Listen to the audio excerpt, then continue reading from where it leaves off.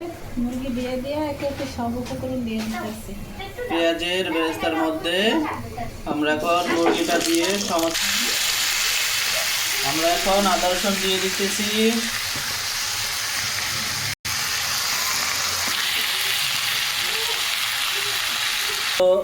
সমস্ত উপকরণ দিয়ে এখন আমরা মুরগিটি কষিয়ে নিচ্ছি। এদিকে গরুর গোশত কষিয়ে নিচ্ছি।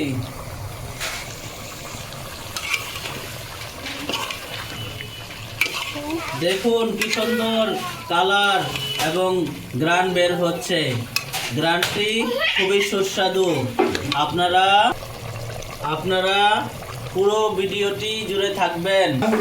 বন্ধুরা, এই যে রাঁধুনি রেডিমিক্স রোস্ট মশলা দিয়ে দিচ্ছি। দেখুন আপনারা,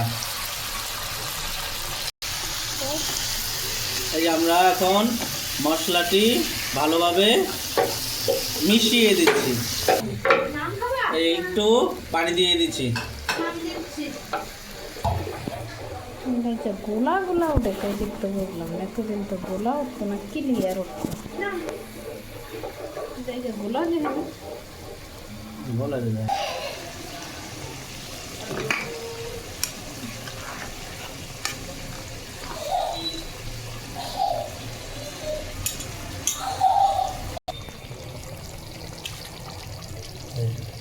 বন্ধুরা, আমরা এখন আলু দিয়ে দিচ্ছি।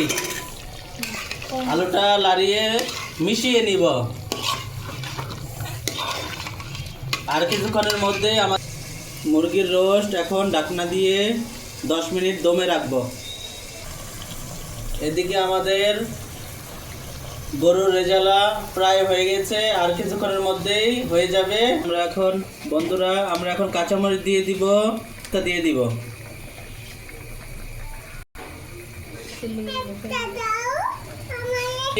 মিলিয়ে নিব।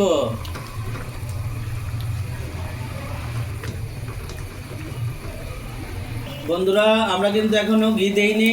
এই যে 1 নাম্বার খাঁটি ঘি দিয়ে দিচ্ছি। খাঁটি ঘি দিয়ে এখন নামিয়ে নিব। কিছুক্ষণের মধ্যেই নামিয়ে নিব।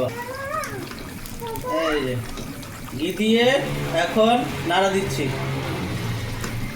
গরম মশলাটি একটু ছিটিয়ে দিয়ে নিই।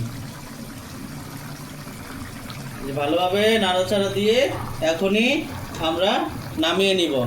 আর বন্ধুরা, আমাদের ভিডিওটি কিন্তু ভালো লাগলে আপনারা লাইক করবেন, কমেন্ট করবেন এবং সাবস্ক্রাইব করবেন, শেয়ার করবেন। আমরা এদিকে পোলাও বসিয়ে দিয়েছি। পোলাওটা রান্না করে নিচ্ছি। চাউলটা ভেজে নিচ্ছি। চাউল ভাজা হয়ে গেছে। এখন আমরা গরম পানি দিয়ে দিব। আলাদা গরম পানি দিয়ে দিলে চাউলটাও খুব সুন্দর হয় এবং টেস্টি হয়। আমরা এখন গরম পানি দিয়ে দিচ্ছি। চাউলটা প্রায় ফুটে আসছে। আর কিছুক্ষণের মধ্যেই চাউলটা হয়ে যাবে।